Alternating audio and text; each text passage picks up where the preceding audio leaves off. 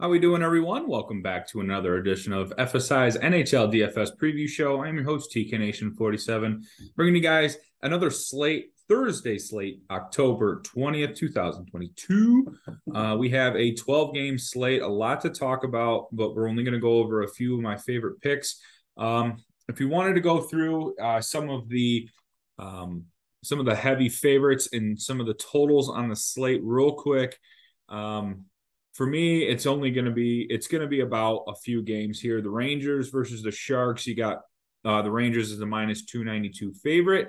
The Sharks and Rangers total 6.5. I really like Pittsburgh versus LA. Pittsburgh a minus 195 favorite, 6.5 total there as well. I don't mind Minnesota minus 178 favorite versus Vancouver, a 6.5 total. I think this is where Minnesota finally gets their first win of the year.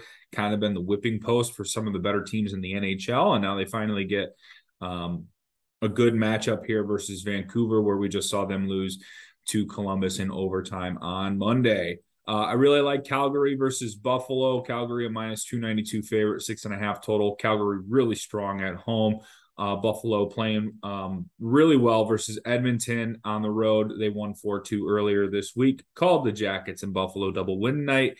Unfortunately, Ohio hasn't allowed sports betting, so I couldn't bet that parlay. It would have been sweet. Can't wait for that. I mean, come on. I'm itching to get that. Also, last one to talk about here is Boston versus Anaheim, minus 210 favorite for Boston. Anaheim, 6.5 total. Anaheim's been giving up a ton of goals, and Bergeron looks really good right now. I could see him being a big factor into lineups tonight, especially him, Pastrnak, and Taylor Hall. There could be some value there as well, as Boston have been playing really deep. They're having a lot of different goal scorers this year, so that's a really good juicy game and juicy matchup that we can target for DFS purposes. All right, just going over the center position here. Yes, you could play Connor McDavid, always in play. I don't like the matchup versus Carolina at home. As we saw, Edmonton just struggled versus Buffalo. Carolina, a much better team than Buffalo, especially defensively. Friedrich Anderson in goal, Sebastian Aho defending McDavid. Now, McDavid's, a god. You can't guard him. He's one of the best players in the NHL, but so he'll always have his shots on goal. But limiting his points and his upside in this matchup, I think, is really hard to pay off that $8,900 price tag. I think Matthews is definitely in play, as always. Him and McDavid are like your outliers. They'll get the shots on goal, but there could be some points. There could be a lack of points in this matchup for Matthews as well. We just saw Toronto lose 4-2 to Arizona on Monday. I mean, that was quite surprising, to say the least. And Matthews was held goalless in that matchup, I believe. So this really brings me to the point of where I really like the center position, and I love Sidney Crosby in this matchup. I love that his price tag's a little elevated. I love that he's getting up into that territory with McDavid and Matthews, because I think the upside is as much as them two in this matchup versus LA. LA has been giving up a ton of goals. We did see them earlier this year in that 7-6 shootout versus Minnesota. And now they're on the road in Pittsburgh. I think Pittsburgh's feeling pretty rested. Sid's got 2 goals, 4 assists on the year. He did put up a dud versus Montreal in the last matchup, but the matchups before that, he had 24 fantasy points versus Tampa Bay and 35 versus Arizona. Skates with Gensel and Raquel. LA coming off back-to-back overtime losses on Monday and Tuesday. So that's 3 games in 4 days and an extra period in between, or an extra period on top of that. So there could be some tired legs. It's a new season, so there is a good possibility that their conditioning isn't where it needs to be. So there could be some tired legs in that third period. Pittsburgh could take advantage as well. We saw Larkin on Monday put up 6 shots on goal, and Granlund for Nashville versus LA on Tuesday put up 2 assists. So the center position is scoring against Kopitar in the early going. Obviously, I'd mentioned that 6-goal shootout versus Minnesota. So I love Pittsburgh's line 1 in this matchup. I mentioned Bergeron and Pastrnak. I think Boston's going to be the cash play at the top here. I don't personally think many people are going to go all the way up to McDavid and Matthews on a large slate like this. I think they're going to settle on Bergeron and a few others that we'll get to. Rupe Hintz for Dallas versus Toronto. I think they're going to get him a lot of shifts versus Matthews. They're going to try to match up a lot of shifts versus him. And I think that could be beneficial then rather than going up against Tavares. Hintz can fly. Really fast skater, guy that pushes the transition, always putting his players in position to succeed. That's why I really like this whole line, Pavelski, Robertson, and Miro Heiskanen. It's going to be expensive, but I think it could be worth it, especially after what we just saw Toronto give up against Arizona in that Monday matchup. I do think it's a GPP play, though. I don't think it's a strong cash option, but the 6K price tag is really generous. And I think you could really benefit from that with Rupe. All right, next up, our value cash center here is going to be Elias Lindholm for Calgary versus those Buffalo Sabres. Sorry, McKinley. Yeah, he's scoring goals. Now, he's not putting up a lot of shots on goal, but he is scoring. And that is a little concerning, but I do like he's just been so cheap and he's been paying off and he gets a lot of time on the ice. He gets to skate with Jonathan Huberdeau and Tyler Toffoli. He gets that first power play unit. Now, if you believe in Buffalo like McKinley does, and you're thinking to yourself, well, Buffalo can skate, they can defend, they can do everything that you want well in a young team. I just think Elias, the hometown crowd, it's going to be too much to overcome for Buffalo, and I think they wear them down, and I think Lindholm could be a big part of that. And I think shots on goal could always progress too for him at this position. He does have a good history of getting pucks on the net. So yeah, I like him in this matchup. I think it's a good cash value play at only 4,900. Winger position. Let's get back up to the top here. As mentioned, you do like Pastrnak in this matchup versus Anaheim. Getzel, if you're playing Sid, make sure you just pair him up with Getzel, and because those two go hand in hand. As much success as Sid has is as much success as Getzel has.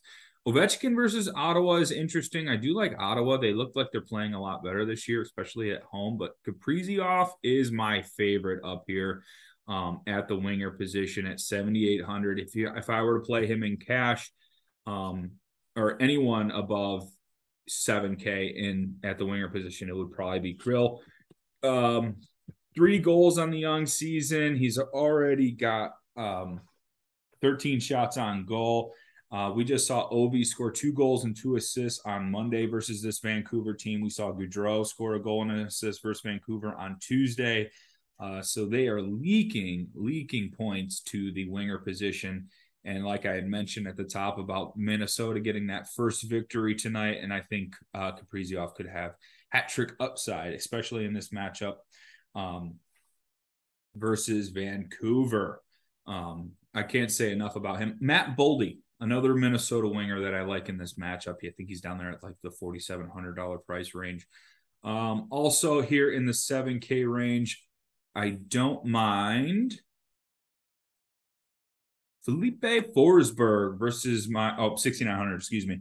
I don't mind him in this matchup versus Columbus. Columbus is leaking a lot of goals, 4, 5, 5, and 3 in their first 4 games, goals against. That's a lot of goals given up, whether it's Merzlikins, Tarasov, net. They're just giving up a lot of goals and a lot of shots on goal too.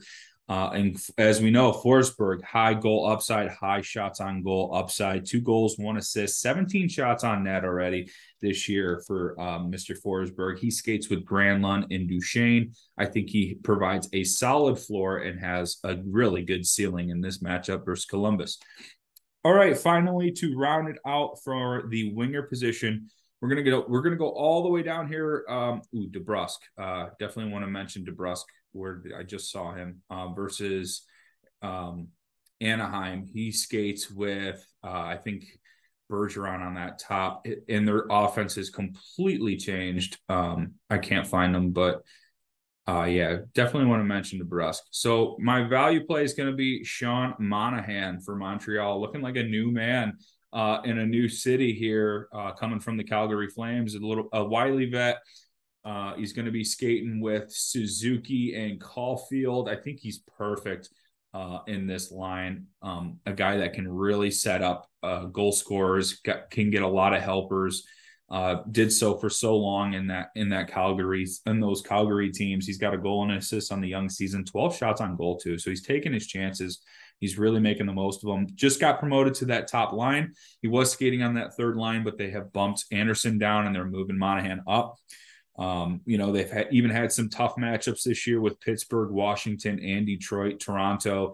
He's still providing a solid floor. I think you cannot ask for much more for him at 3,400. I think it's a really solid play. Moving on to defender. I'm going to keep playing my boy here until someone tells me to stop. Noah Dobson, 6K, not high enough. One of the best offensive defensemen in the game today. 2 goals, 2 assists, shots on goal. He's not much for blocking shots. He's usually on the offensive. A home matchup here versus New Jersey is what I'm waiting for. I love this matchup. 20, 11, and 21 in his last 3 from a fantasy point perspective. Detroit just put up a goal and 3 assists collectively as a unit from defenders versus New Jersey last Saturday. We know New Jersey got that first win versus Anaheim in a back-to-back situation for Anaheim. So I think it was a really, really solid matchup for New Jersey there. And that was like a get-right spot. But I think they're going to come right back down to earth, and the Islanders are waiting. I like Dobson. I like the cheap Islander wingers. It's going to be hard to pinpoint which ones. You got Lee, Beauvillier, and Palmieri. Palmieri rematch versus his former team, the New Jersey Devils. That's something to look out for. Barzal, Nelson. I like the Islanders in the spot. I think they're good GPP plays. And Noah Dobson in all of those New York Islander lineups tonight. Love him in this matchup. I think this next guy, I think you can feel safe with in cash. And that's Rasmus Anderson, Calgary defender, top line defender, top power play unit. He's going up against Buffalo. He's got a goal and 2 assists on the young season, 12, 2, and 19 in his last 3. We just saw Edmonton in that last matchup versus Buffalo put up 14 shots on goal from the defender's position collectively as a unit. I think Barry had 6 or 7. I think Nurse had 6 or 7. We even saw Bouchard have 5 shots on goal. They were all over it. Obviously they had most of the possession. I think that's what we see tonight. And I think that means you're going to get a lot of shots on goal here from Rasmus. I think it's going to be a 3 to 5 shots on goal upside here. He's always good for a block or 2. And I think you're going to get some points from this position at 4,900. Him and Lindholm make a lot of sense in your cash lineups from a floor perspective. All right, rounding it out in the defender position here, we're just going to talk briefly about a few punts that I like. Matthias Ekholm, 3,200 for Nashville. He's gotten off to a slow start, but 3,200 is super cheap for a guy that can poke it into the net from distance. Our guy Jordan Harris here, shout out to McKinley for finding this young gem here from Montreal, 3,200. He's got a decent floor going in the early part of the season. Brady Shea, I'm not sure how to pronounce that exactly, but 3,700 for Carolina in that matchup versus Edmonton. I like him. And JJ Moser from Arizona, we just saw some of the things that he could do versus Toronto. I think he has the good abilities to put something up against Montreal. Not that strong of an opponent. He's always good for a 2 to 3 blocks, and he's not afraid to get involved in offense. All right. Next up is the goalie position to round things out. I really like goalie today. Igor Shesterkin, I'm going to go right back to the well. He blew it for me last slate out. I had a few gems, and he was just bringing me down with that effort in that last time out. Man, it looked poor. 4 points. It sucked. But we move on. Shesterkin is good, and that's what we know. And we know San Jose is going to throw a lot of shots on goal. I do think it could be risky though, because Timo Meier, Thomas Hertl, those guys can score. Couture. So I mean that is a little risky. Oops. Markstrom versus Buffalo. I like that because I think Calgary can win tonight. And I'm just going to be picking winning goalies from this point on. And whatever happens with saves is what happens with saves. I'm not going to try to target save upside. It's been hurting me in the early part of the season. Linus Ullmark, I think he's too cheap. Sorokin is looked real good early on for New York Islanders. I think he's a very firmly in pay. I really like him as a cash play at 7,700. And there was a few others that I liked here. Jari, like Jari and Saros. Saros for Nashville. Columbus puts up a lot of shots, and so does LA. LA can score, so I'm a little worried about Jari.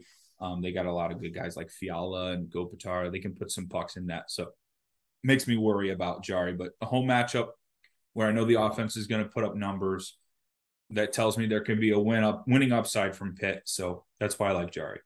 All right, everyone, that'll probably wrap things up. You can follow me on Twitter at TKNation47 or on our Twitter handle at FSI_DFS, on our website, FSIDFS.com. Thank you for joining. Like this video, comment below with any questions you may have, and enjoy tonight's slate.